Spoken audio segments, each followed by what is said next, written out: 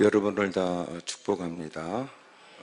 여러분의 삶에 또 인생은 누구도 모르는데 새로운 도약의 기회가 예기치 못한 곳에서 있게 되고 생각지 못한 일이 삶의 새로운 방향을 바꾸는 일에 특별한 계기도 됩니다.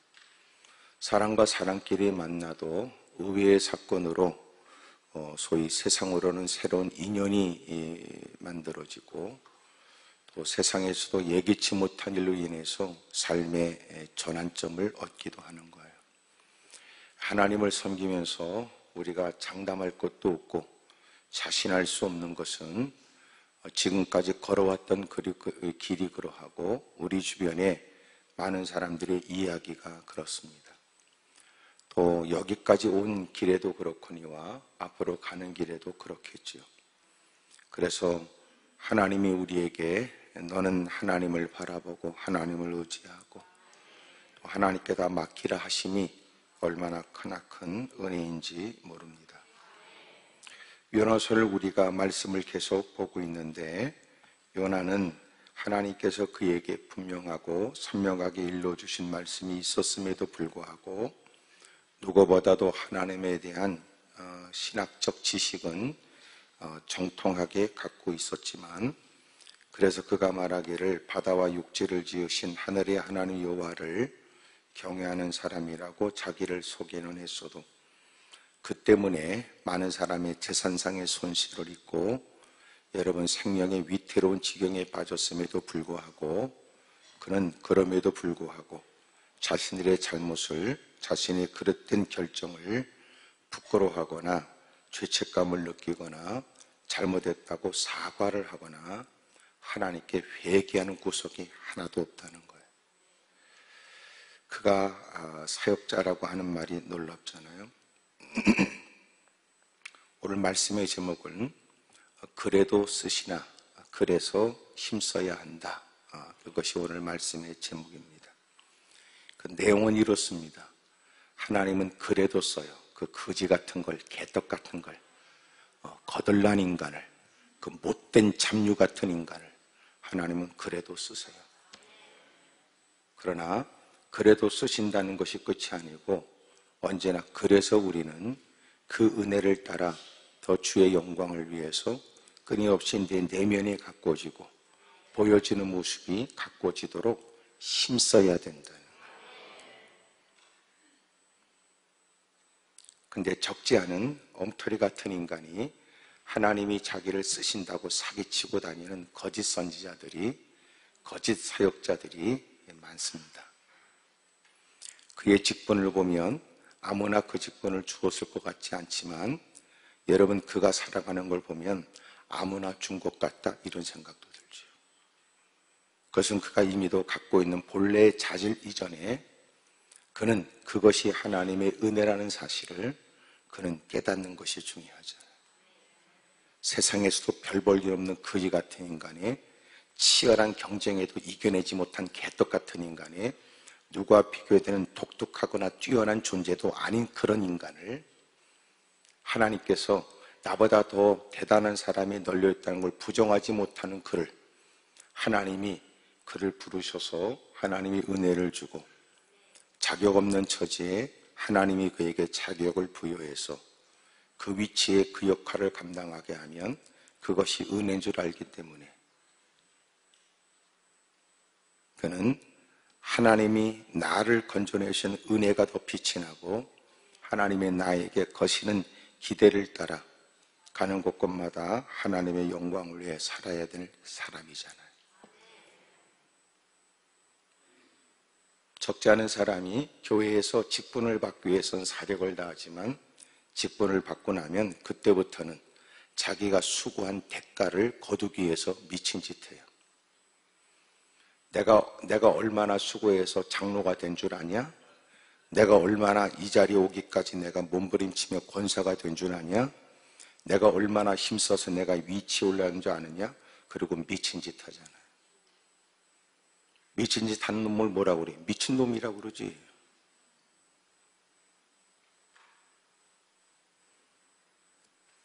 겉으로는 하나님에 대한 신학적 얘기가 있어서 하나님은 자기를 사랑했고 하나님은 나에게 자격 없는 나에게 그 은혜를 줬다고 말을 하면서 하는 짓거리는 갑질을 한단 말이에요.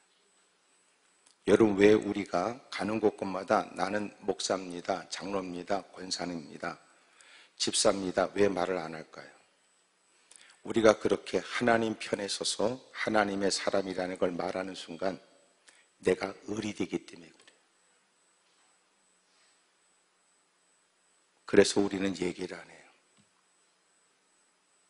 만약 내가 여러분 가서 여러분 물건을 사는 사람과 물건을 파는 사람이 만날 때는 사는 사람이 갑이 되지만, 그러나 그 순간에도 내가 목사라는 사실이 밝혀지면 나는 을이 되는 거예요.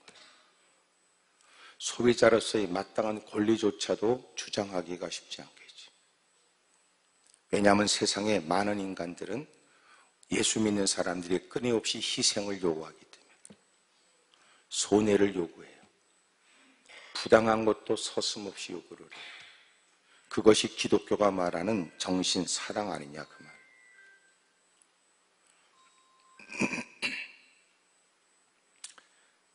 핸드폰 소리가 안 나도록 자기가 좀 살피고 옆에 분들이 좀 도와주고 끄세요. 끄셔서 예배 끝나고 나서 다시 키든지. 예배 드릴 때 오는 전화는 좋은 전화가 아니에요.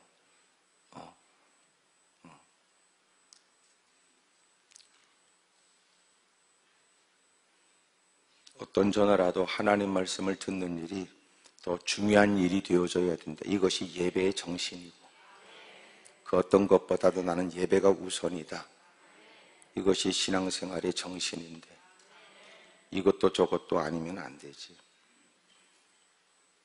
TV를 보면서 오는 전화는 안 받는 인간이 그러면 안 되잖아. 응? 제가 이렇게 얘기하는 건 웃으라고 하는 얘기가 아니라는 거 알죠?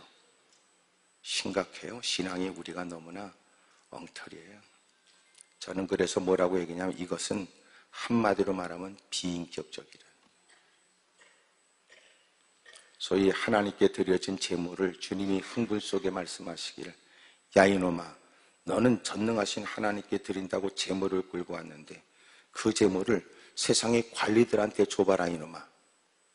이딴 걸 나한테 끌고 왔냐고 욕을 퍼질러 먹고 모욕했다고 오히려 불이익을 당한 인간이 하나님께 그 거지 같은 걸 끌고 와서 뭐 대단한 일을 한 것처럼 하는 일에 주님이 역겹다는 거예요.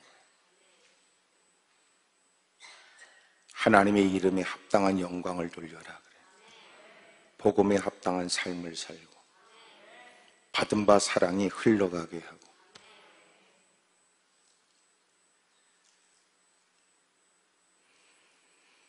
마리아 바다와 육지를 지은 하늘의 하나님 여호와를 경외하는 자라고 말하고 뻔뻔하게 그 말은 하지만 하는 짓거리는 상상을 초월한 세상에서도 있을 수 없는 그런 개떡 같은 인간은 무사람들의 재상상 손실은 전혀 마음의 느낌이 없고 오히려 믿지 않는 사람들은 다 죽어버려야 된다고 하는 앙심을 품은 분노의 마음에 사로잡힌 인간이 오히려 그런 개떡 같은 거라도 믿지 않는 사람은 그를 바다에 던져버리면 이 풍랑이 잔잔해질 거라고 얘기를 해도 믿지 않는 사람들은 그런 그라도 살려보겠다고 배를 육지에 대려고 애쓰잖아요. 그런 걸 보면 뭘 느껴요? 예수님을 믿는다는 것들이 여러분 은혜가 없으면요 세상 사람들보다 7배나 더 악해요. 신앙을 빙자해서 여러분 따뜻한 인간미도 없어. 그래서 교회 안에도 보면 신앙을 빙자하여 세상의 상식도 통하지 않고 세상의 도리를 짓밟아버리는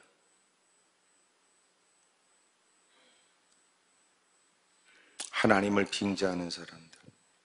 그래서 사람들이 예수님을 싫어하지 않지만 예수님을 믿는다고 하는 인간들을 싫어하는 거예요. 치를 떨고 싫어하는 거예요. 예수님을 빙자한 인간으로. 그러므로 주님께 은혜를 입었으면 우리는 거기에 대한 책임을 져야 돼요. 거기에 합당한 삶을 살아야 돼요. 하나님이 그에게 또렷하게 들려준 말씀이 있어서 하나님이 베푸신 은혜로 자격 없는 처지에 하나님의 사람이 됐으면, 그렇다면 그는 하나님께서 원하시는 일을 해야 되잖아요. 진정한 사명자는 뭘까요? 사역자는. 오늘 특별히 11절부터 오늘 본문의 내용을 보면 이방인들은 참 두려워요. 11절 11절 바다가 점점 흉흉한지라. 바다가 흉흉한 거는 하나님이 니느웨로 가야 될 요나가 정반대길 배를 타고 그 당시 바다의 끝이 세상의 끝이라고 말하는 다시스로 배를 타고 낯을 피하여 도망하는 일에 하나님이 그의 발걸음을 멈추게 하고 그로 하여금 하나님의 뜻에 따라 행하도록 하나님이 촉구하는 거예요. 귀에 들려지는 거센 바람 소리에도 하나님이 그를 부르시는 음성이 될 수도 있죠.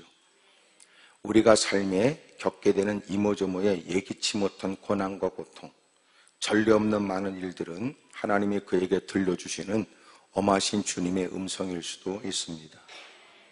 하나님은 모든 자연을 지으셨고 하나님은 자연을 통하여 우리를 또 깨닫게 하시기 때문이지요. 이런 일에 우리에게는 영적 민감함도 필요하다는 것이죠. 쓸데없는 자기 나름대로의 경험을 갖고 촉이 왔다고 그러고 이상한 짓 하지 말고, 그리고 의부증, 의처증도 더럽게 많고, 괜히 이런 뭔가 느낌이 왔다고 그러고 새로운 문제를 야기시키는 일도 많습니다. 그러나 정작 하나님이 그를 깨닫게 하시거나 인도하시려고 하시는 일엔 전혀 감각이 없는 사람, 그러면서도 교회 안에는 아는 채를 대빵하는 일이 얼마나 여러분 공동체를 어렵게 하는지 몰라요. 바다는 하나님이 이미도 4절에 큰 바람을 그들에게 부어주셨고, 그런 중에도 그들은 지체하고 결단하지 못하는 일에 하나님은 점점점 바람이 강하게 하셨습니다.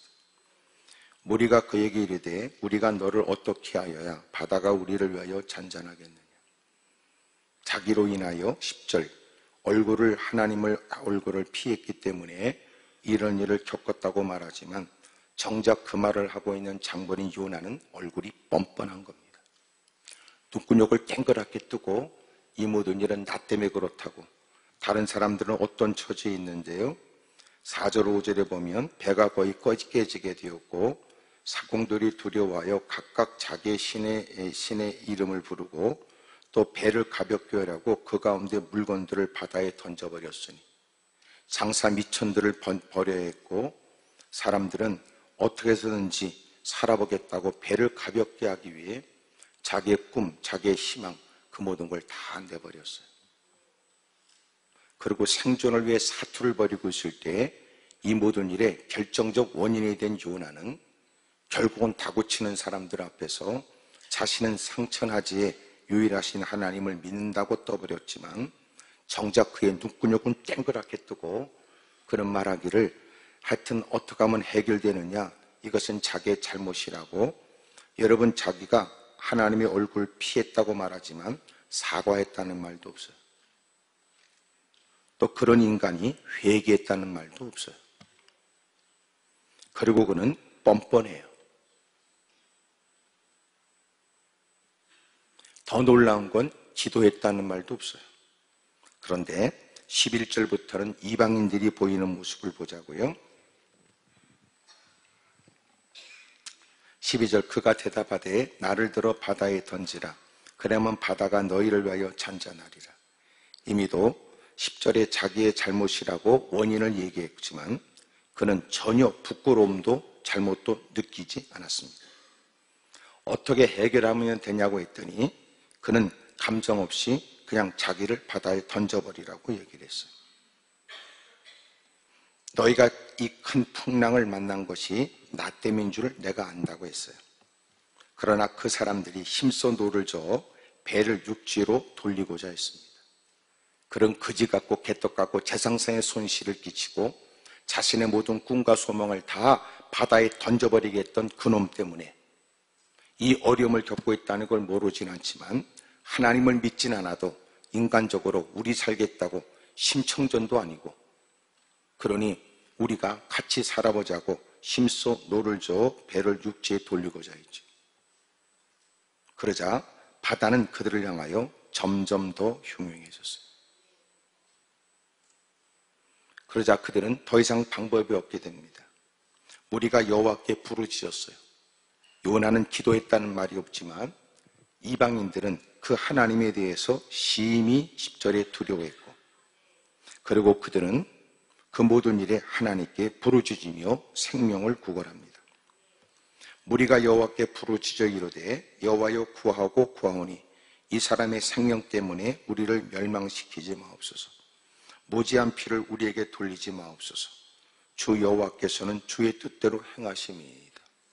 그리고 그들은 어쩔 수 없이 그 한 사람으로 인하여 그 많은 사람들이 목숨을 잃게 된 상황을 그들은 더 이상은 피할 수 없는 막다른 골목에 다다른 걸 알게 됐어요.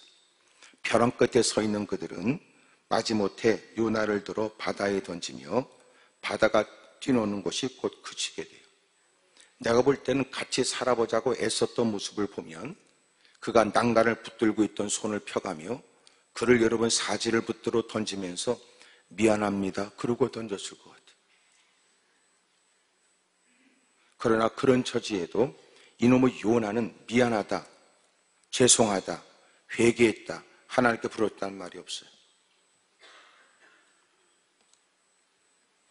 그게 1절에 보여지는 하나님의 말씀이 그에게 임했고 하나님이 쓰시겠다고 하나님이 그에게 막중한 임무를 맡긴 하나님의 선지자라는 거예요. 그러니까 우리는 하나님이 쓰시는 선지자라는 것을 부정하지 못하지만 하나님의 선지자, 하나님의 사역자가 얼마나 개똥 같은지도 보고 있는 거예요.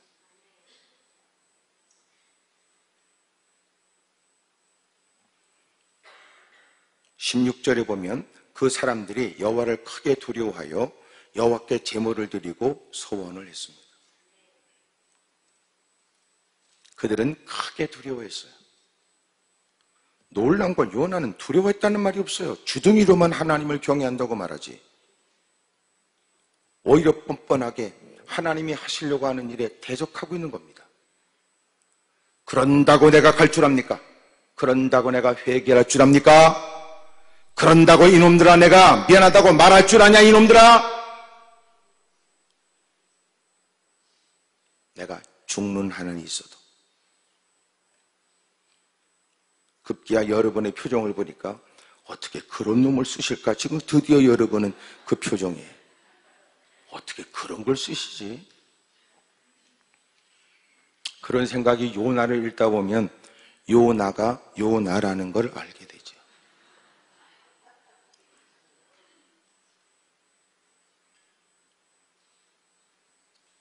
사람들은 크게 두려워했습니다. 그리고 여호와께 제물을 드렸고 소원을 하였다 그랬어요. 그러니까 하나님께 제사를 드린 거예요.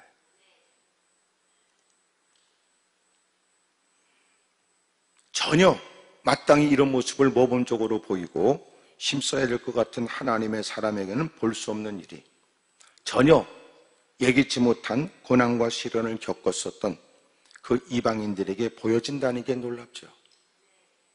하나님의 전에서는 숱한 말씀을 들어도 달라지지 않는 인간이 누군가는 특별한 계기로 인하여 여러분 거꾸로지기도 하는 바. 나중된 자가 먼저 되고 먼저 된 자가 나중되죠. 된다는 뜻은 하나님의 뜻을 따른다는 말씀이라면 먼저 하나님의 전에 들어와도 여전히도 예배는 반복되지만 말씀과 삶은 여전히도 여러분 분리되어 있던 사람이 누군가는 이런저런 시련 때문에 다가와 고난 속에 하나님을 경험하고 시련 속에 주님을 알게 된 사람은 하나님의 말씀을 누구보다도 진지하게 경청하고 하나님 말씀대로 사는 일에 남다른 열심을 보이기도 합니다. 그러므로 먼저 된 자가 나중되고 나중된 자가 먼저 되기도 하니 들은 말씀이 있으면 그렇게 삶은 가꿔져야 했고 깨달은 말씀이 있으면 누구보다 비교된 삶을 살아야 하는데 그런 거 없이 여러분 예배의 자리만 있고 교회만 출입하고 그리고 예배를 드렸다는 것으로 충분하다는 착각에 빠진 사람. 하나님에 관해서는 이 말 저 말은 떠버리지만 그러나 결코 하는 짓은 세상 사람들도 하지 않는 짓을 한다는 거예요. 이단들도 그저거리 하지만 이단유의 인간들도 존재하고, 교회 안에 있지만 전혀 성경적이지 않는 사람이에요. 직분은 존재하지만 전혀 하나님에 대해서 무지한 인간이에요. 말을 할 때는 뻔질나게 말하지만 그의 모습에 열매가 없는 사람. 그러면서도 뻔뻔하고, 인간관계는 개판이고, 하나님께 무릎 꿇어 자신의 죄를 토설할 생각도 없고, 보낸 세월이 부끄럽다는 것을 이제는 나이 퍼먹고 깨닫고 보낸 시간이 있으니까 돌이킬만 한데도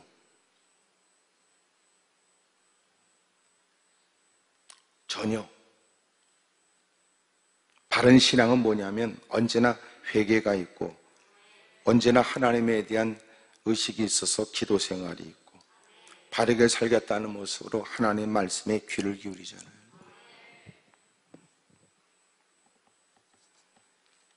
진정한 사역자는 어떻게 살아야 되느냐? 그는 자격 없는 처제도 하나님이 나를 그래도 쓰신다고 하니까 감사합니다.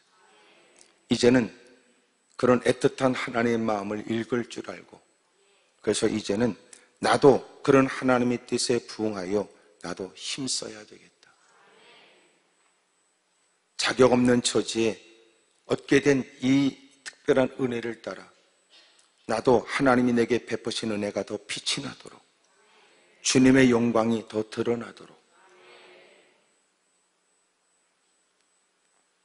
근데 대부분 교회에 문제를 일으키는 적지 않은 인간들이 하나님은 자기를 사랑하고 하나님은 자기를 쓰신다고 사기치고 다닌단 말이에요. 누가 뭐라고 그러면 왜 그럴까? 내가 왜 덕을 끼치지 못할까? 자기를 살펴 고칠 마음이 없고 나만 괜찮으면 되지! 이니까 저주란 말이에요. 그래서 신앙생활에 가장 어려운 게 뭐냐면 중심 이동이에요. 중심. 내 중심이 하나님 중심으로 옮겨지는. 그러니까 교회를 다니면서도 예배 자리에 있으면서도 내 중심이야. 내 중심. 나만 좋으면 되지? 이게 무슨 소설이야? 하나님이 핏값을 주고 우리는 여러분 속량, 여러분 속량, 주님이 우리의 죄를 다 갚아주심으로 건진받은 우리는 이제는 주님의 것으로 살아야 되잖아요. 이제는 내 중심이 아니야. 하나님 중심으로. 내가 옛날엔 그걸 좋아했지만 그러나 하나님이 뭘 좋아하시는지가 내게 관심사가 됐고, 내가 싫어하는 것도 없지 않아 있었으나 나는 주님의 뜻을 쫓아 익숙하지 않은 일도 해볼 생각이고, 하나님이 원하신다면 나도 그렇게 순종할 마음이 있다. 이게 신앙생활이잖아요. 하여튼 아멘을 잘 안 해도 내가 이 말을 포기할 것 같습니까?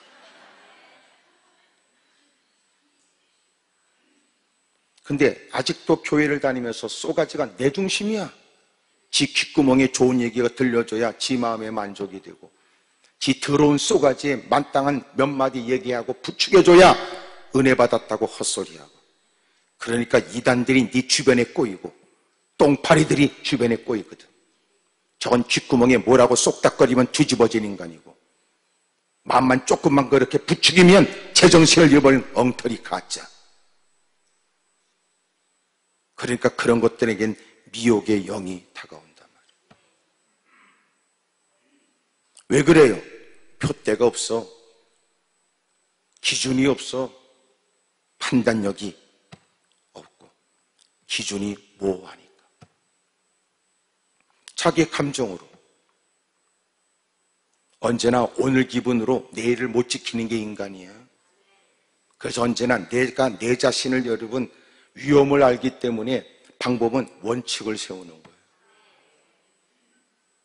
그 원칙을 딱 세워놓지 않으면 내가 왼쪽인지 오른쪽인지 몰라. 때로는 주변에 믿음이 있는 좋은 사람을 만나 누군가의 도움을 받는 것도 혼란스러운 세상에서 현명한 일이지. 거기 아니야, 거기 아니야. 너 왜 그래? 거기 아니야, 거기 아니야.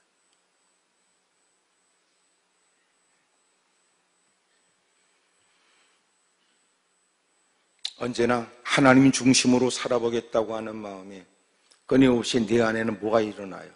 치열한 다툼이 일어나죠.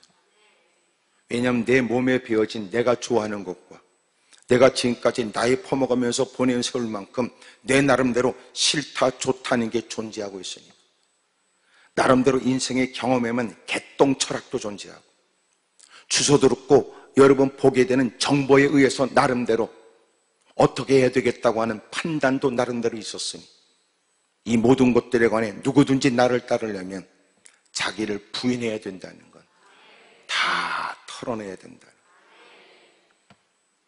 옛날에 주판 해보셨죠? 다 이렇게 이론이요 오원이요 해가면서 나중에 털고, 그래, 털고. 에? 털어. 네 속셈, 네 계산 다 털어.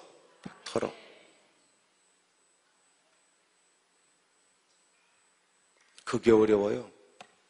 교회밥을 얼마나 많이 퍼먹었느냐로 그의 신앙을 알 수가 없고, 교회 생활을 얼마큼 해왔냐라고 하는 시간으로도 그의 믿음을 가늠하기 어렵고, 내가 많은 사람들과 친분이 있다, 그것으로도 하나님과의 관계를 말할 수가 없고, 몇 마디 주워들은 얘기에 하나님의 영광, 무슨 여러분 이 말 저 말에 주님의 뜻 있다고 얘기해 여러분 그 인간을 알 수가 없어요.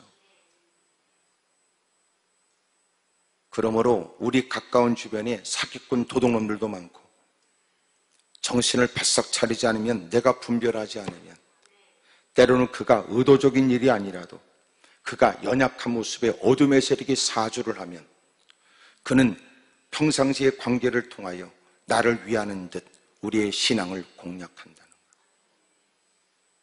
그러므로 이제는 분별은 교회 안과 바깥을 말하지 않고, 교회 안에서조차 우리가 일상에서 만나는 사람, 가족들, 친분관계 속에서도 내가 늘 복 있는 사람, 하나님의 말씀을 주야로 묵상하지 않으면 포장된 제 안에 우리의 신앙적인 것을 공략하려고 하는 도전이 있고, 나를 위하는 애틋한 마음 속에 저 사람이 나를 해할 마음은 없으나 우리의 신앙적인 나쁜 영향을 받게 되는.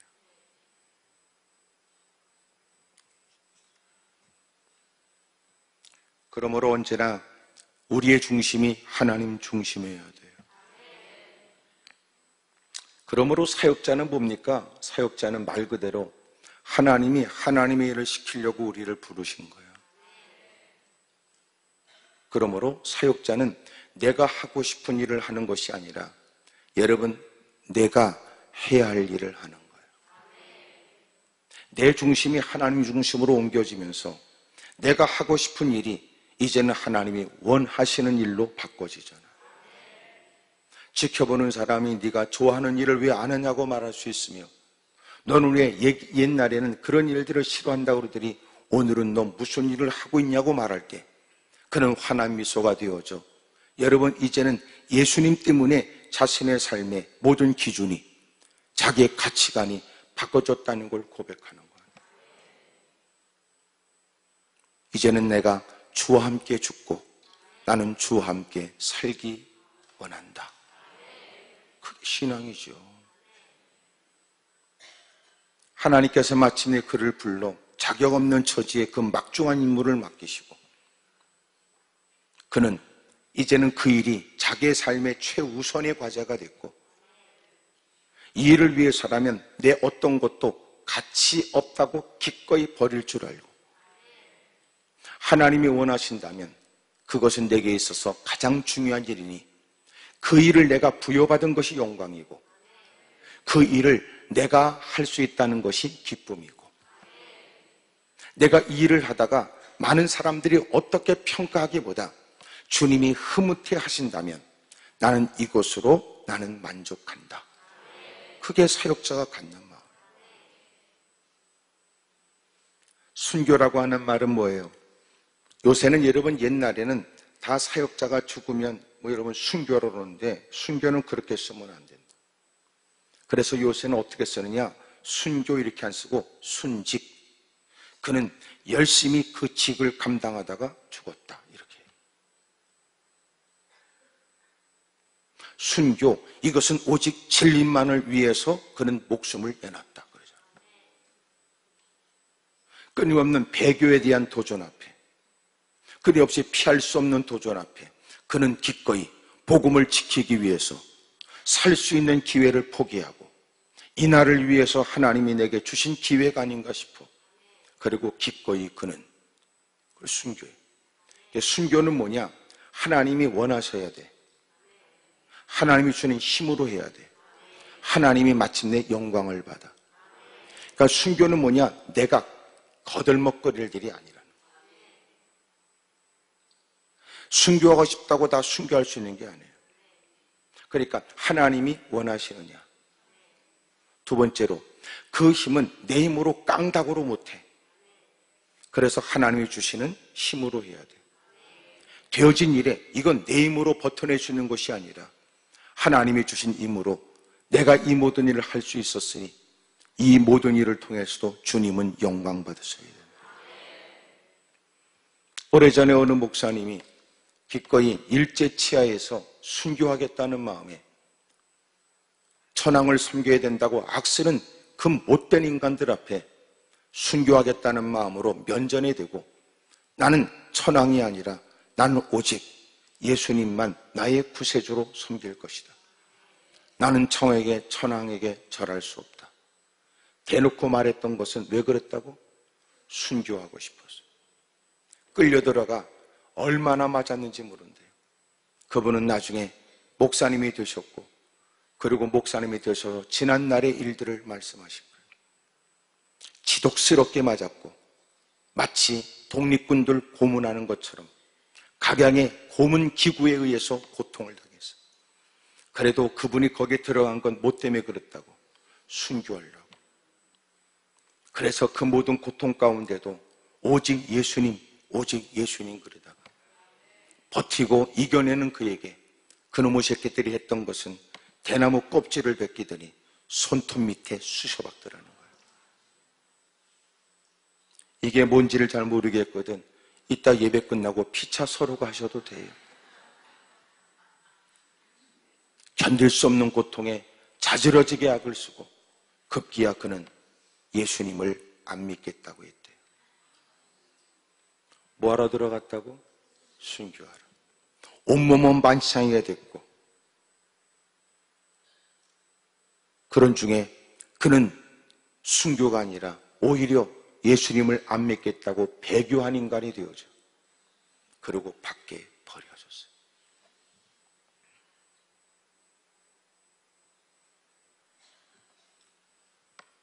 그 당시 저는 신학을 공부할까라고 하는 여러 가지 많은 갈등 가운데 그 말씀이 저에게는 결정적이었다.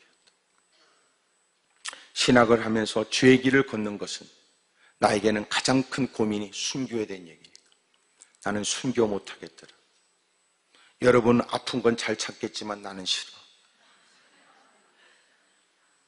나는 싫어. 주기철 목사님이 여러분 송판에 대못을 받고 뒤집어서 여러분 날카로운 그 못 위를 걸으라고 할 때 주기철 목사님이 기꺼이 걸었다고 하는 얘기. 근데 그것은 사실은 사실 얘기를 내가 들었어요. 사실. 그 영화를 만든 목사님이 저한테 그러더라고요. 영화에 관련된 분들. 목사님, 그것은 사실은 영화의 내용을 극대화하기 위한 것이었고 사실은 그런 일은 없었대요. 근데 나는 나중에 그 얘기를 들었고 나는 그 얘기 때문에 너무나 마음이 충격받았어요. 나는 주일 못하겠더라. 눈도 커서 겁도 많은 데다가 난 아픈 것도 싫고 죄란다는 사역 자체가 고충이고 그 사실이 여러분 수고의 일인데도 왜 그런 일을, 왜 이런 생각. 아무리 따져봐도 나는 순교가 안 되겠다. 하나님은 그럼에도 불구하고 갈 수 없다는 일에 하나님은 침묵하셨고, 그래서 내가 연장터 모통에 가서 긴 못을 끄집어내 손바닥에 꾹 쑤셔 눌러봤어요. 박은 게 아니야. 더럽게 아프더라. 하나님, 저는 박는 것도 아니고 쑤시기만 해도 아파 못 견딥니다. 그러니 하나님이 저 때문에 망신당할 건 없고 쓰실 만한 사람을 쓰시면 좋겠습니다. 지난날의 행적도 나 부끄러워 할 말이 없고 또 누구와 비교할 때는 내세울 것도 없으니 그러니 쓸만한 사람을, 세울 만한 사람을 쓰시라. 그런데 그때 그 목사님의 설교 중에 그 말씀을 듣고 저는 와르르 무너졌어요. 와르르. 하나님이 제게 들려준 음성은 니까짓게 순교하냐 이놈아, 그 말이에요. 이놈아, 순교는 아무나 하는 거 아니야. 순교가 최고의 영광스러운 일이래. 아무나 순교하냐 이놈아. 그러면서 깨닫게 하시기를 순교는 하나님의 뜻이 있어야 되고 하나님의 뜻이 있을 때는 순교할 수 있는 힘도 주시고 그리고 하나님은 그 순교를 통해서 주님이 영광 받으시는 일들이었던 거예요. 그러면서 마음 가운데 너는 괜히 앞서 본래부터 갈 마음이 없어서 핑계대는 것처럼 그러지 말고 너는 오늘 내가 너에게 명한 일을 쫓아 내 뒤라는 한 발자국 내디면 되고 또 너는 내 뒤라는 한 발자국 내디면 돼. 그러더니 목사로서의 40년에 가까운 시간을 다다르게 되고 오늘도 여전히 여러분, 독한 여러분을 계속 만나고 있는 겁니다.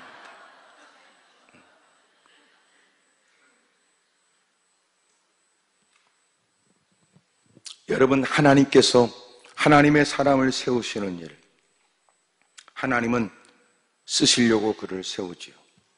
언제나 우리가 해야 될 중요한 일은 내가 해야 될 일이 아니라 여러분, 내가 하고 싶은 일이 아니라 해야 할 일에 대해서 이제는 힘쓰는 것. 하나님의 나를 세우셨고 하나님의 명하신 바가 있으며 하나님의 나 같은 것에 거는 기대가 있으니 이제는 내가 내 욕심의 분위기에 이 사람 저 사람에 의해서 내가 휘둘렸던 모습이 이제는 하나님 말씀대로 살기로 했다. 그러면 하나님이 맡기신 일이 뭘까요? 우리에게 각자의 위치와 처지와 직분의 여러분 일들이 각각 다르지만 하나님이 우리에게 원하는 게 뭐예요? 하나님이 왜 우리에게 은혜를 줬고 그리고 우리가 구원받았는데 아직도 이 땅에 존재하게 하시고 구원받아서 확 죽여서 데려가 버리면 되지 왜 아직도 이 험난한 세상에 존재하고 있고 왜 많은 사람들 틈바구니에 개떡 같은 인간들 틈바구니에 원치 않는 사람들과 어울려가면서 이 땅에 왜 존재하고 있어야 돼?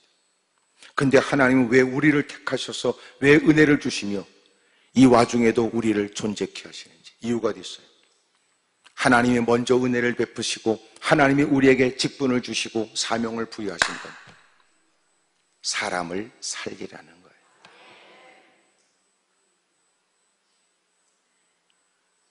은혜 받고 집에 가서 개하고 놀라는 게 아니라 은혜 받고 집에 가서 여러분 고양이하고 놀라는 게 아니라 너 은혜 받고 누군가가 전함으로 너는 복음을 접하게 되었고 은혜로 인하여 하나님의 자녀가 된 너는 이제는 가는 곳곳마다 사람을 살리는 일을 하는 거예요.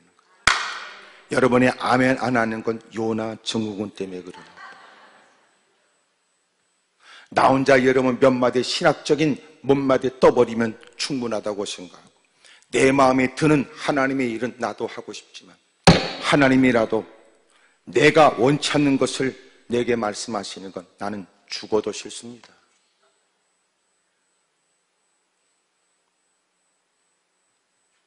그놈들이 고통을 당하든 어려움을 당하든 그것이 나 때문이라 하는 것은 나는 부정할 수는 없겠으나 그것 때문에 내가 그 인간들한테 사과할 마음이 없고 그것 때문에 하나님께 무릎 꿇어 회개할 마음도 없고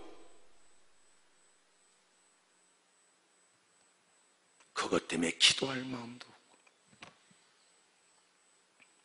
신앙 안에서 가장 무식하면서도 무지하면서도 무서운 인간이 누군 줄 알아?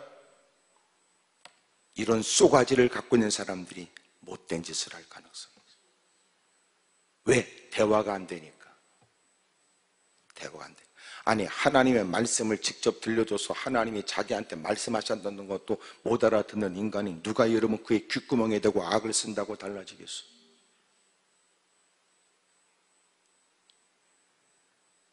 그래서 언제나 믿음은 하나님과의 말씀에 대한 거예요. 그러니까 말씀을 알아듣지 못하는 건 믿음이 아니고, 여러분 말씀대로 살지 않으면 믿음이 아닌 거예요. 근데 여전히 말씀을 듣기는 하겠다고 했으니 누구보다 믿음이 있어 보여도, 그러나 그의 삶은 말씀과는 전혀 관계가 없어. 여전히 자기 중심적으로 내가 싫은 건 싫어.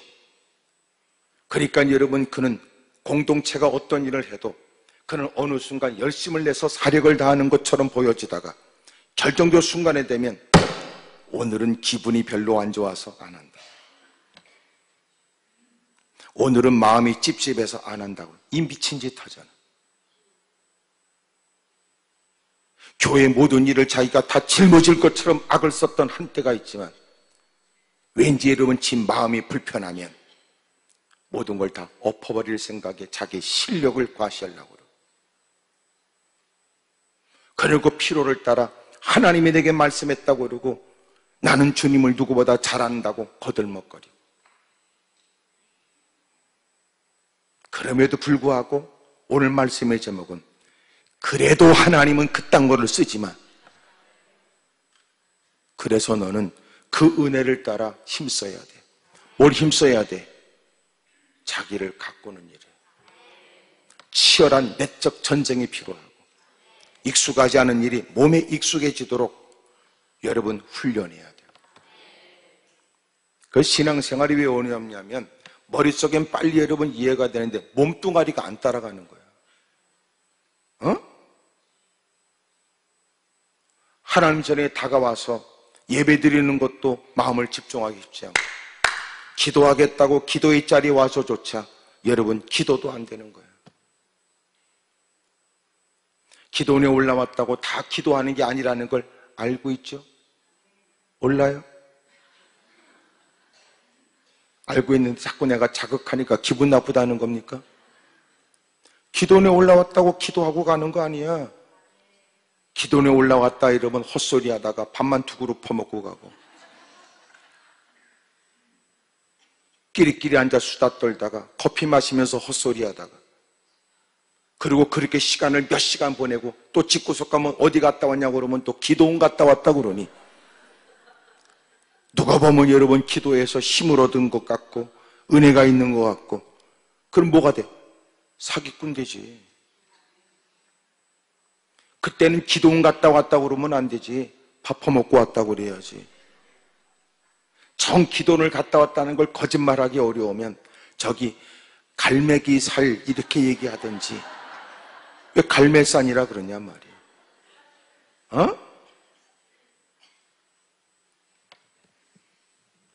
어떤 교회에선 여러분 기도원을 가도 잘 가야 됩니다. 하도 요새는 이상한 데가 많으니, 그러니 갈매산 기도원은 가십시오, 기도하시는 분들은 가십시오 라고 했는데, 어느 날 권사들이 갈매산 기도원 간다고 갔는데 얼마큼 시간이 지나 뒷얘기 들어보니까 갈매산 기도원이 아니고 이상한 데 갔다.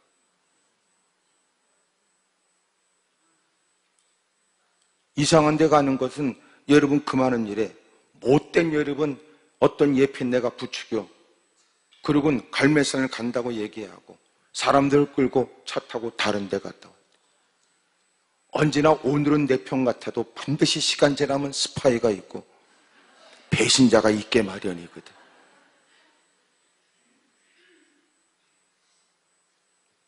교회 내도 못된 인간들이 많아. 기도도 한다고 이상한 짓 하고. 그래서 아까도 얘기했지만 분별해야 된다니까. 장로님, 그러면 안 됩니다. 권사님, 그건 아니죠. 그 말하는 사람이 없으니까 인생이 쫄딱 망해. 왜? 말씀을 통해서 여러분 깨닫지 못하고 주변의 사람도 그 더러운 성질에 여러분 그에게 교훈적 얘기를 건넬 수 없다면 하나님이 직접 나서시는 것밖에 없어. 바람이 불더니 점점 흉흉하고,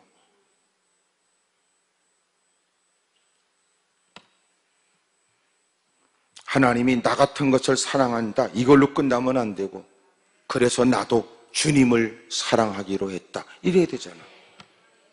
하나님이 나 같은 것을 쓰시다니, 그리고 여러분 거들먹거리고 개폼 잡을 일이 아니라, 그래서 나는 더욱더 힘써 주님께 은혜를 쫓아 주님의 기대에 부응하여 살기로 했다, 이래야 되잖아. 하여튼 요나서를 하는 동안 나는 여러분들에게 아멘을 크게 기대할 수는 없을 것 같습니다. 왜냐하면 서서히 말씀을 듣다 보면 여러분은 옥죄는 것 같이 느껴지거나 뭔가 결단을 촉구한다고 느껴지죠. 하나, 여러분 부담 없이 이 말씀을 어떻게 들을 수 있단 말이에요. 하나님께서 어렵고 힘든 처지지만 이 말씀을 통하여 분주함 속에서 잊었던 내 신앙에 직면하게 하시고, 때로는 환경을 통하여 하나님 앞에서 내 신앙은 어떤가 하나님이 살피게 하시는 바, 하나님이 분주함 속에 깨닫지 못하는 것을 깨닫게 하셨으니 이제라도 하나님의 뜻대로 살겠다는 여러분의 발걸음에 하나님은 조치도 하시고 복된 길로 인도해 주실 줄로 믿어요. 그래서 사실은 요나서는 1장부터 4장까지 계속 하나님이 그 거지 같은 인간을 설득하는 거예요. 그래도 미리 결론을 얘기한다면 아직도 4장 마지막에도 하나님이 그에게 물으시는 질문으로 끝날 때 여전히 그 인간은 달라지지 않았어요. 그래서 요나서의 사실은 결론은 뭐냐? 미리 얘기하면 하나님이 그에게 질문하시고, 그리고 그 다음에 4장 그 마지막 절, 소위 말해서 주님이 야, 하물며 이 큰 성읍 니느웨에는 좌우를 분별하지 못하는 자가 12만여 명이요 가축도 많이 있나니 내가 어찌 아끼지 않겠느냐. 그리고 요나의 답이 없어. 그러니까 하나님이 요나서 마지막 4장 11절에 요나에게 말씀하시고 요나 선지자에게 말씀하시고, 그리고 이 답은 요나서를 읽고 있는 요나가 답하라는 거예요.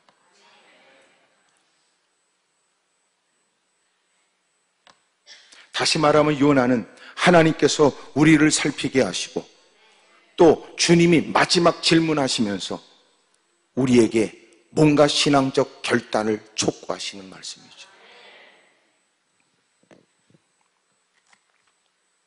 그렇다면 왜 요나는 이렇게 하나님의 직접적 음성을 들었고 주의 뜻을 받들어 하나님의 일들을 하는 여러분 명예로운 그런 선자로서 부름을 받았음에도 불구하고 왜 그는 그랬을까요? 이것은 그가 갖고 있는 민족적 정서에 의한 것이며 여러분 갖고 있는 자기의 신앙적 자부심에 의한 것이며 선민이라는 의식이 깔려 있었으니까 그렇게 악한 역사 속에서 아수르의 못된 일들, 그리고 그 아수르의 수도가 되는 니느웨에 복음을 증거하여 그들도 회개하도록 복음을 증거하라, 하나님의 긍휼에 대한 하나님의 뜻을 그는 거절했던 거예요. 그러므로 진정한 사역자가 되기 위해서는 언제나 내가 하고 싶은 것이 아니라 내가 하기 싫은 것에 관해서 경멸할 것이 아니라 이제는 하나님의 말씀을 따라 그리고 하나님이 원하시는 일을 내가 진정코 하고 싶은 일로 해야 한다는 거예요.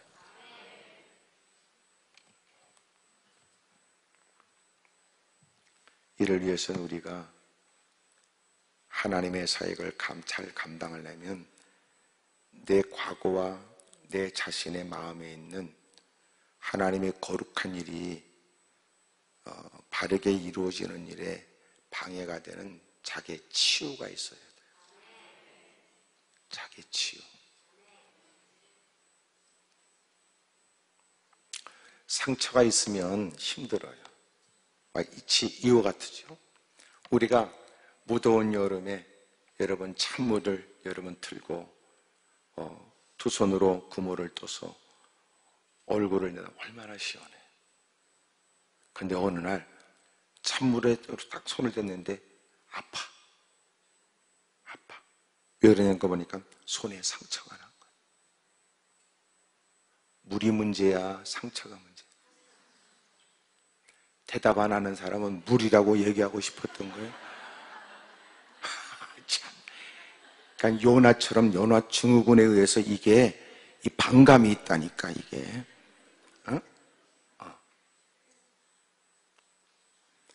여러분 그물을 떠서 시원하게 여러분 세면을 했던 사람이 어느 순간 그물을 또 손을 대니까 따가워. 물이 문제가 아니고 내 손에 상처가 있는. 그러니까 같은 얘기를 들어도 다른 사람은 다 웃을 얘기지만 누군가는 아파. 왜 그래? 그 말이 문제가 아니라 내 마음의 상처 때문에. 그러면 내 상처 때문에 하나님, 나는 왜 남들이 웃는 현장에 왜 나는 같이 웃지 못하고 남들이 즐거워할 때 왜 나는 즐겁지 않을까요? 내게 있는 이 상처, 하나님 이게 문제입니다. 그리고 자기 문제를 느껴 이 부분을 어떻게든지 해결하고 하나님께 은혜를 구해서 치료되길 원해서 힘써야 하는데 안 한단 말이에요. 어떻게 해요? 책임을 전가하는 거예요. 말을 해도 꼭 그렇게 했었어? 이러는 거예요. 아니 남들은 다 좋았는데. 거기다가 교회 위치가 있고 자기 직분이 있고 영향력이 있으면 그런 것들이 앞장서 못된 짓을 할 가능성이 커요.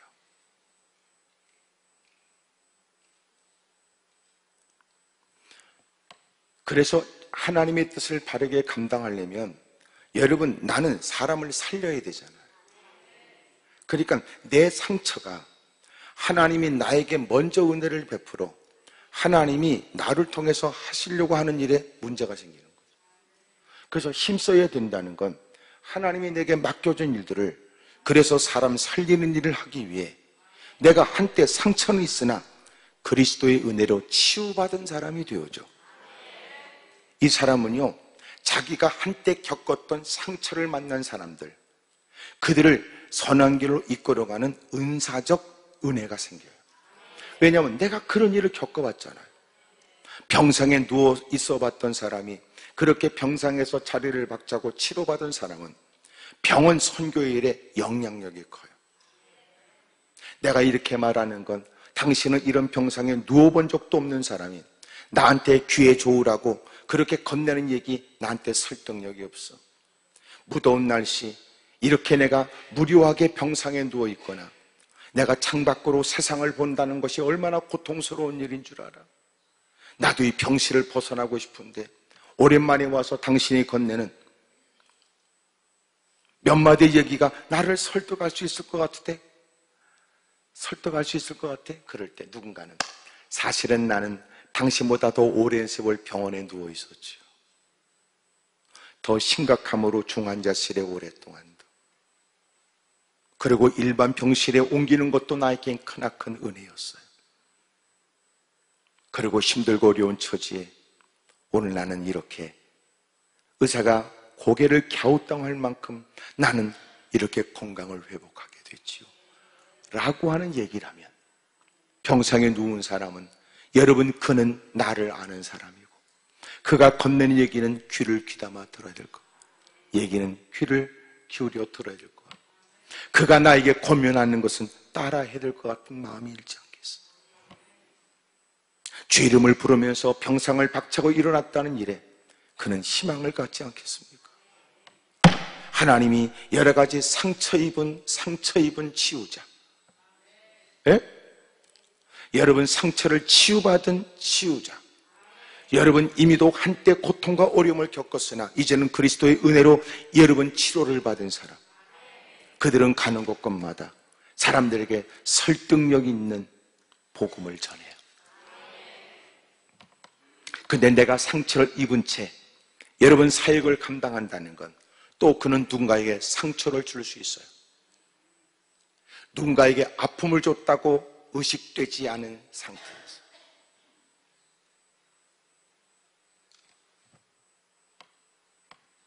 적지 않은 분들을 만나서 들어보면 사역자나 교육자들에 관해서 건네는 성도들 얘기는 여러분 이상해요. 좀 이상해요. 그분 이상해요. 그래서 제가 신학생들을 만날 때마다 늘 하는 얘기예요.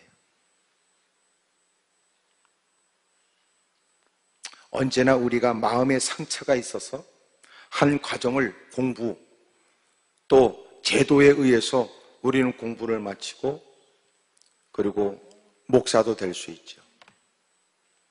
하지만 그 상처가 그대로 있게 되면 반드시 그 상처는 사역에서 그냥 드러나요. 다 드러나요. 그냥 다 드러나요. 못된 짓거리를, 어떤 경우를 핑계대서, 어떤 명분을 앞세워서 못된 짓을 다 하게 돼요.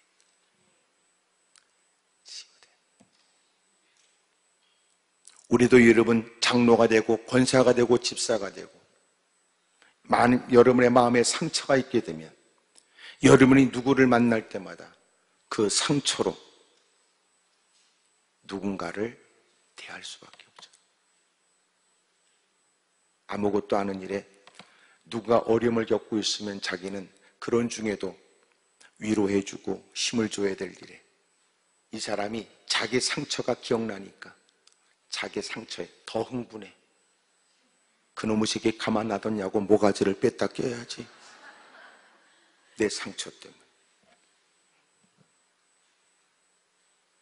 오해 없이 듣길 바라요. 한국의 크나큰 문제이기도 하지만 만약 내가 이혼 경험이 있게 되면 그 사람은 하나님의 말씀, 하나님이 원하시는 것은 상관없이 자기의 경험 위주의 대화가 될 수밖에 없어요.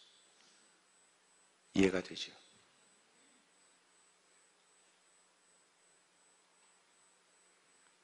우리는 하나님께서 나를 부르신 것처럼 우리는 가는 곳곳마다 하나님이 맡겨준 일, 나를 살려내셨듯이 나도 가는 곳곳마다 하나님의 능력인 복음을 전해야 돼. 사람을 살려야 돼. 사람을 살리는 데 있어서 내가 상처 입은 사람으로 치유받지 못했으면 우리는 그 상처로 인하여 가는 곳곳마다 왜곡된 삶을 살 수 있다는 거예요. 서서히 이런 얘기하면 아멘이 적어질 수밖에 없어요. 왜냐하면 남의 얘기가 아니니까. 이렇게 다 체면이 있고 분위기 속에 다 착한 척하고 앉아있는 여러분이 그래서 결코 착하지 않다는 얘기를 내가 하는 거예요. 왜냐하면 누군가 여러분의 그 상처를 조금만 탁 건드려도 자지러지게 약을 쓰니까. 아무것도 아닌데 성질내고 대수롭지 않은 일에 왜 저렇게 반응하는 거야? 뭐 때문에 그래? 내가 뭘 했다고? 남들은 괜찮은데 왜 저거는 왜 저러는 거야? 그리고 나이 좀 퍼먹고 체면 채통이 있으면요 끊임없이 핑계를 대고 미친 짓을 해요. 누가의 책임을 전가하면서 악을 써요. 그래서 먼저 우리가 은혜를 받는 게 중요한 거예요. 내가 은혜를 받아. 그 은혜에 의해서 내가 치유되고 그 사랑의 풍성함을 따라 여유가 있고 그래야 끊임없이 복음을 증거하고 사람을 살리는 일에 끊임없이 깐죽거리고 도전하고 그리고 끊임없이 시비 거는 일들을 불쌍히 여기고 기다려가면서 또 엎드려 기도하면서 또 그럼에도 포기하지 않는 마음으로 접근하고 그래야 하나님의 일들을 감당할 수 있다. 옆에 사람한테 다 물어봐. 그쪽 속은 좀 멀쩡하냐고 좀 물어보세요. 자, 시작. 구체적으로 묻지 마라. 구체적으로 묻지. 그러나 여러분 살다 보면 이런저런 상처들이 잔 상처들이 막 생기잖아요. 이제는 보세요. 막 어릴 때는 막 자지러지게 여러분 그러고 안타까워서 여러분 주변의 사람이 다가와서 손 다쳤어? 어디 그러면 또 여기 호 그래가면서 에? 근데 이제는 성장하면 웬만한 거 그냥 툭 털어버리고 괜찮으세요? 괜찮아요. 여기 상처가 있는데 괜찮아요. 그러는 거 아니에요?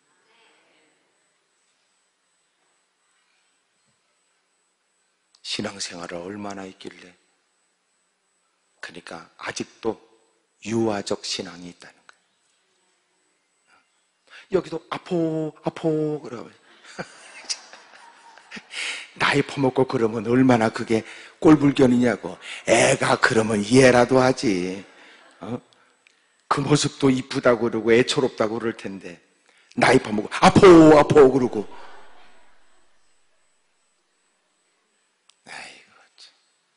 그리고 또 그 꼬락선이 또 중요한 일에 앞장서려고 그러고 그런 일에 자기 목소리를 내세우려고 그러고. 한 번 더 옆에서 물어봐. 그쪽은 그런 사람 주변에 본 적 있냐고 물어봐봐. 시작. 네.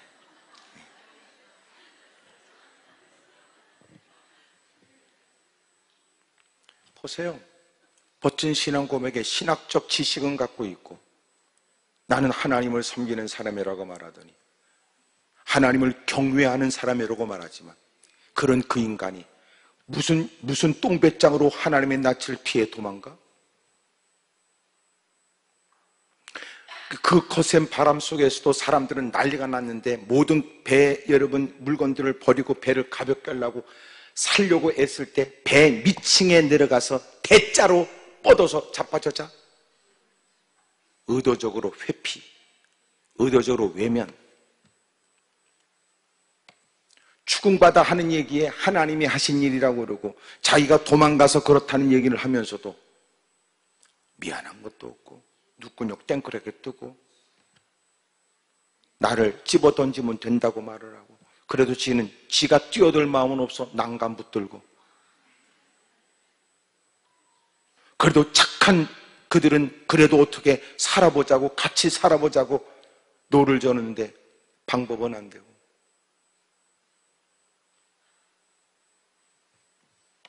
참나 놀랍죠. 이런 개떡 같고 거지 같은 인간을 하나님은 그래도 쓰시려고. 그러니까 간단해 주의래. 마음에 안 들면 확 그냥 버려버리면 돼. 버려버리면 돼. 너 마음에 안 들어 가버려. 목회도 그러면 간단해. 가버려. 그러면 결국은 혼자 남을 거야. 그리고 긴 탄식 속에 얘기할 거야. 나도 내가 싫다 이렇게. 에? 하나님의 은혜죠. 그래도 하나님은 그런 그에게 사랑을 베풀고 또 기회를 주고 은혜를 베풀어 그가 이제는 하나님의 사랑 안에 굵은 눈물 떨구고 이제는 주의 뜻을 따라 살겠습니다.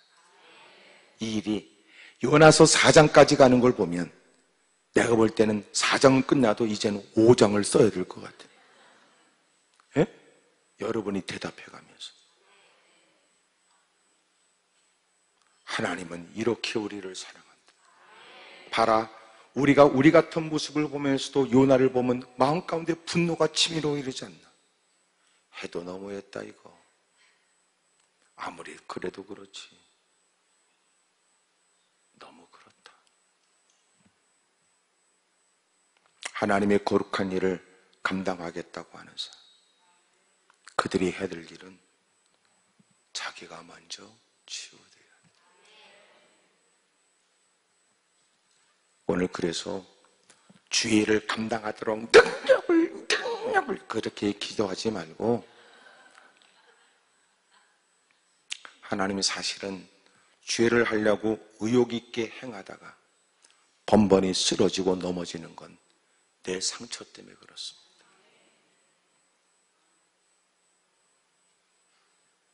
하나님 제 마음에 있는 나름대로의 편견들, 상처, 뭐 그렇잖아요. 사람이 여러분 그렇게 세월을 보내면서 나름대로의 자기 삶의 바운다리 안에서 만나는 사람들을 통해 그는 인간에 대한 사람과의 관계에 대한 생각을 나름대로 개똥철학처럼 가져요.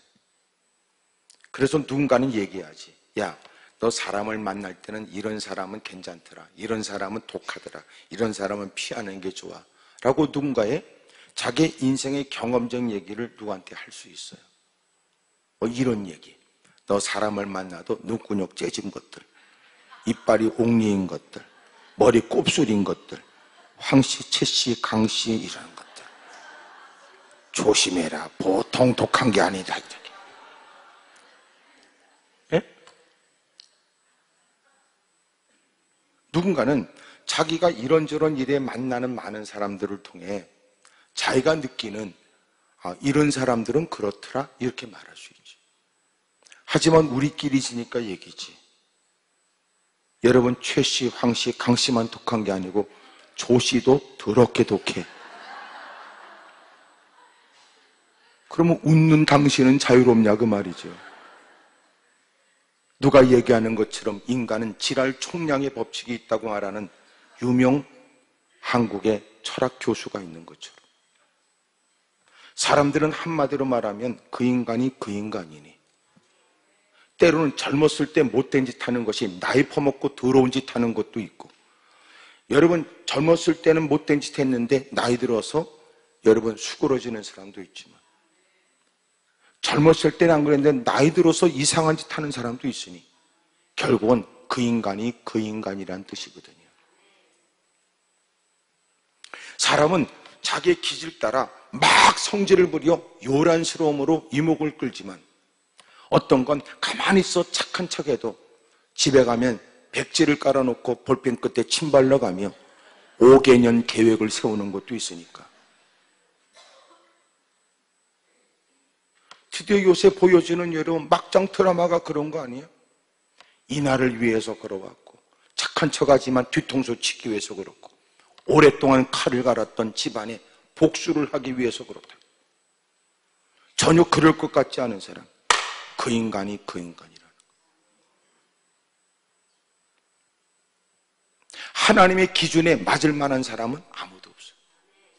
그런 중에도 하나님이 우리에게 은혜를 베풀어 은혜를 아는 그에게 기대를 것이고 주님의 말씀하여 그 일을 하게 하시니 하지만 그 일을 하나님의 거룩한 일을 하기에는 이미도 그가 개인사 속에서 있었던 상처, 고통, 어려움, 악몽 같은 일들이 끊임없이 그 사역에 나쁜 영향을 주는데 이런 일들은 내가 힘써 이런 일은 싸워가며 하나님의 뜻을 받드는 일을 최고의 영광스러운 일로 여기고 그 모든 일에 날마다 눈물을 쏟아 기도해. 하나님, 제가 예민하게 느껴진 사람과의 만남에 제가 민감하게 느껴지는 그 현장에 가서도 내가 과거 일들에 시들려 내가 왜 갔는지 뭐 때문에 그 일을 하는지를 잊지 않도록 저 좀 도와주십시오. 이것이 하나님이 원하시는 건지 내 감정인지 분별케 해주십시오. 오늘 특별히 전혀 생각지 못하고 이 자리에 있는 나름대로의 당면한 문제 때문에 올라온 여러분들, 지금은 겪고 있는 일로 인하여 해결을 위해서 올라온 여러분들, 그러나 오늘 주님은 의외의 일들을 우리에게 가르쳐 주셨는지도 모르죠. 근데 놀라운 일은 여러분 마음에 그 상처가 치유되면 세상이 다르게 보이기 시작할 거예요. 그리고 그 일에 관해서 자유하세요. 극복하는 비결은 여러분 의도적으로 회피하지 말고 그 문제를 하나님 앞에서 직면하세요. 그리고 여러분이 구체적으로 그 일을 화가 나요, 성질 나요 이렇게 말하지 말고 왜 화가 나는지를 하나하나 구체적으로 문장을 만들어서 살펴보세요. 하나님, 제가 왜 화가 나냐면요, 이런 거. 하나님, 제가요 그때 그 악몽이 저를 괴롭게 하는 것은 왜 저를 괴롭게 하느냐 하면은요, 이러는 거. 그것이 여러분 민감한 일이라면 여러분 대면하는 일이 어려울 거예요. 그래도 이걸 극복하셔야 돼요. 의외로 우리는 복잡하다고 말하지만 그런 일들을 문장으로 쓰거나 내가 또렷하게 그것에 관해서 말하기 시작하면 여러분, 우리는 그 모든 것들이 분명해지는데 그 분명해지면서 쓸데없는 나의 생각들이 다 정리된다는 거예요. 그러면서 마음에 평강이 오게 될 거예요. 직면하면서 얘기하세요. 하나님, 제가 왜 이렇게 화가 나느냐 하면요, 그러면서 구체적으로 말하다 보면 여러분의 마음에 변화가 시작될 거예요. 간단해요. 내가 막 화가 일어났어요? 그러면 내가 나를 질문해서 왜 화를 내? 왜 화를 내? 그 사람이 뭘 잘못했다고? 너 지금 날씨 때문에 짜증나는 중에 아무것도 아닌 일에 너는 화풀이 그렇게 하는 거지. 날씨 탓을 거기다 하는 거야? 넌 피곤한 탓을 거기다 하고 있는 거야? 뭐 때문에 그 사람이 너한테 욕받인데? 그럼 네가 그런다고 해서 너에게는 얻어지는 건 뭐가 있는데? 그래서 제가 신앙생활에 중요하게 여기는 것 중 하나가 생각하는 거예요. 우리가 생각하면 착해져요. 그래서 우리는 언제 생각하느냐?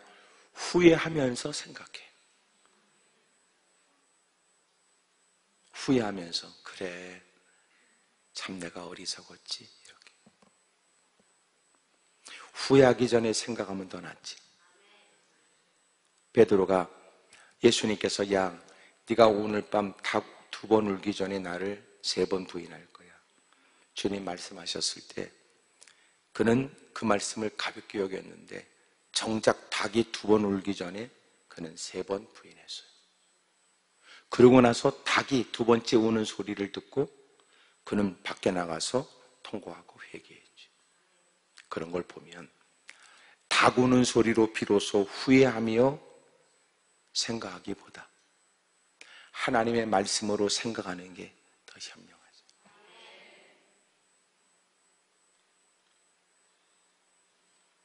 하나님이 오늘도 이 말씀을 통해서 우리에게 생각하게. 근데 또 이걸 또 기회를 잃어버리면 또 일상에서 상처를 빙자한 새로운 문제가 또 야기가 돼. 그리고 또 전혀 자신에게 유익되지 않는 결과 앞에 후회하는 거죠. 그때도 그랬잖아. 예배 시간에 그 말씀을 통해서. 오늘 우리는 은혜 가운데 하나님을 아버지라고 부르는 구원의 은혜를 받은 사람들을 살려야 될 책임이 부과됐어. 가는 곳곳마다 어떻게 하면 사람을 살릴까 그래야 돼. 그런데 쉽지 않죠. 그럴 때마다 우리는 마음 가운데 이 상처가 자꾸 일어나요. 거절당한 아픔이 우리로 하여금 복음을 증거하고 주님을 말하는데 우리에게 어려움을 갖다 줘. 그래서 전도를 못해. 누군가한테 따뜻한 마음으로 다가가는데 누군가에게 지난날 나는 따뜻한 마음으로 다가갔는데 누군가가 의도적으로 줬던 민망한 일들이 우리에게 나쁜 기억으로 남으면 우리가 누군가에게 다가가서 선의를 베푸는 것도 쉽지 않아. 왜? 괜히 그랬다가 오히려 민망한 일을 겪고 싶지 않으니까.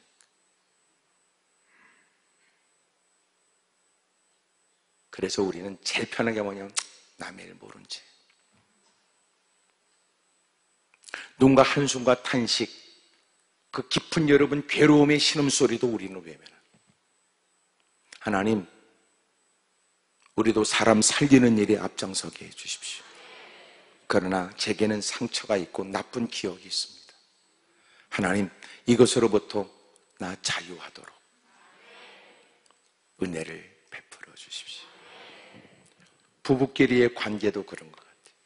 저번에 불편한 관계에 어떤 일이 기억나지면 오늘 말씀을 듣고 새로운 마음으로 시도해 보겠다는 것이 위축된다고요. 내가 그 말했다가 괜히 또 뭐라고 또 얘기할까. 그게 이제 점점 시간이 지나면 식물 부부가 된대. 그것이 여러분 이혼으로 가는 길이라.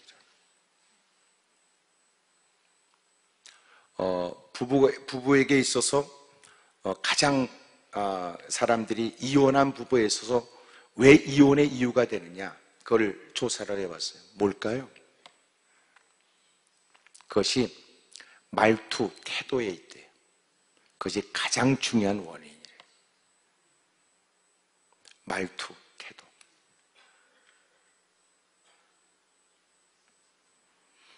따뜻한 말 한마디만 해도 그 엄청난 일들을 피할 수가 있어요. 근데 우리는 어려워. 왜? 상처, 나쁜 기억들이 나를 힘들어요. 내가 이렇게 말하면 나를 우습게 여길걸? 내가 이렇게 말하다가 뭐라고 하면 나만 손해지. 뭐 이러는 거예요. 오늘 주님의 그리스도의 은혜로 충만하길 바랍니다. 충만해져서 그 안에서 다 여러분 치유가 있길 바라고 너그러운 마음으로 오늘 무늬만 사역자 그리고 상상을 초월한 말만 하나님을 떠버리는 신학과 신학이 완전히 갭이 있는 예배와 삶이 떨어져 있는 그래서 대부분 우리의 신앙은 교회용이야 교회용. 아버지 주여 믿습니다. 믿습니다. 할렐루야. 이건 다 교회용. 교회. 밖에 나가면 이 새끼야 이년아 이래.